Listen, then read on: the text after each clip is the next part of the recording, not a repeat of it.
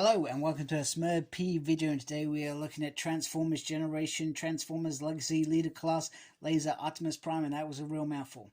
Anyway, we have this beautiful artwork on here of Optimus Prime, and he's truck mode. On the top we have Legacy. On the side we have a nice picture there, some Cybertronian right in there, and then another picture of his art mode down there, and then on the back we have the promo pictures.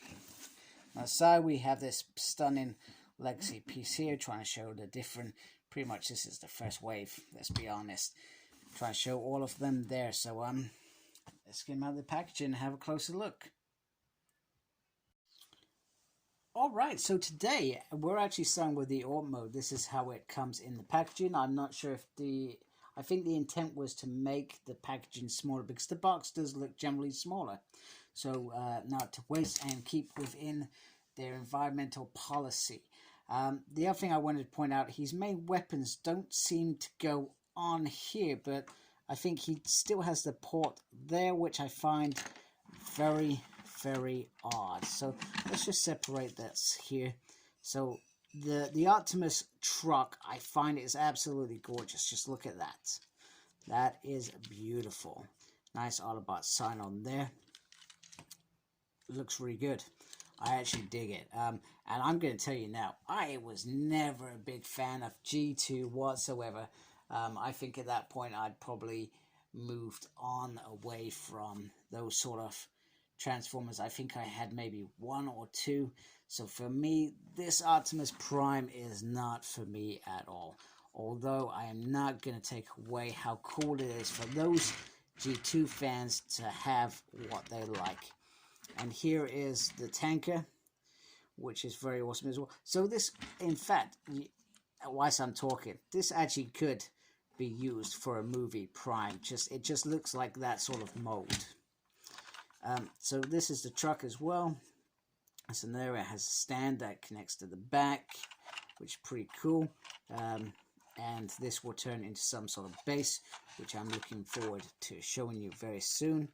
And you can take the gun off, which I thought was strange, but then I'm thinking you could perhaps put that on there if you want, and have him with a little gun there. I feel like that's probably actually better than there. And does this piece, no, it doesn't do anything. And does it have anything at the back? Wait a minute. No, I don't feel like that does. I was hoping that you could perhaps open this up and perhaps put a transformer in there, but I feel like I'm going to actually break it, so I'm not going to mess around with that. And then you just put that back on there, and you know, that looks pretty cool. I dig that a lot. And you know, you can do that, and I like that. I feel like that's pretty cool. So yeah, kudos. So there is the art mode. So like I said, don't usually end up, oh my goodness, almost lost that down the back. Don't usually show the art mode in advance, but that's pretty cool. I like this. Oh, wait a minute. That comes out. Oh, maybe you could, probably not. You could probably get a figure in there if you really wanted to. I'm not sure why you would, but you could if you wanted to. So there we go. So let's go transform Optimus Prime into his robot mode. Alright, here he is in robot mode. And look at that. The only thing I find is it's very difficult to see his eyes. Now I'm not sure if that's because there's lead pipe in it. There we go. There's some lead piping in there. That looks pretty cool. I like that. I like that a lot. Then he has these big shoulder pads. These are probably the most disliking bit of this whole figure is these. But they do open up, and he does have little blasters in there. If I can get that to pop open as well, which is pretty cool. Now my problem is really that really does affect the arm articulation. If these were off, I feel like it wouldn't be an issue. But hey, this is how it's designed. This is how it was. So let's quickly look at articulation. So the head can turn around all the way around. No real movement up and down. Complete swivel there. He can go all the way around. And he can do the whole hokey dokey splits going on there. there's a single there.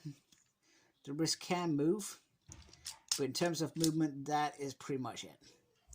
Because this bit is always going to restrict that completely, which is disappointing. But hey, it is what it is. Then the leg, so you gotta swivel there, and you can go left and right there. And you do have these little toes that you can move around to get them into position there. So it looks pretty cool. It looks pretty decent. The great bit about this is, once again, if you open this up very carefully, if I can, I don't seem to want to. There we go. Sorry, it's because I was doing it wrong. You literally lift that up, and the matrix is in there. Problem is trying to pry it out, which is not happening at all, and I seem to have lost my scissors. That's always good, but anyway, that is the matrix for you. Alright, so here is Optimus Prime, so he can hold the matrix of leadership, and it does leave a weird gap in there, but the matrix fits in there perfectly, which is grand. I really do like that a lot.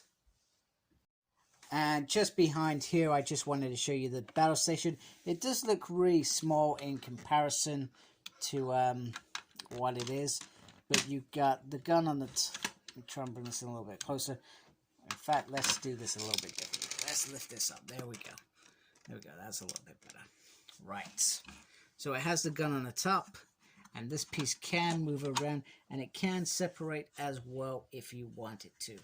So, if you want it to. It feels a bit weird, but you can do that. Let's see if I can slide it back in.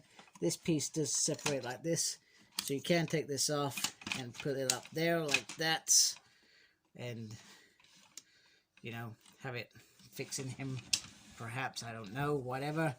And then down here you have the two weapons. So we have the sort of like the axe, power axe, and then you get the power sword.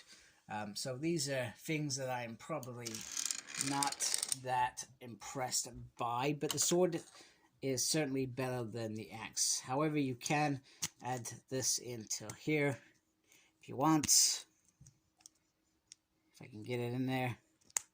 No idea what I'm doing. It's not going. There we go. It just sort of slots in there, and you create this sort of big, sort of hilt piece here, and his sword there. If I can actually get him to hold it. I'm sorry, this review is going downhill fast. Yeah, that's not going in there very well. Anyway, let's just recalibrate so you can get him doing, I don't know, repairs and stuff on him. I don't know what you want to do there, but hey, it's pretty cool.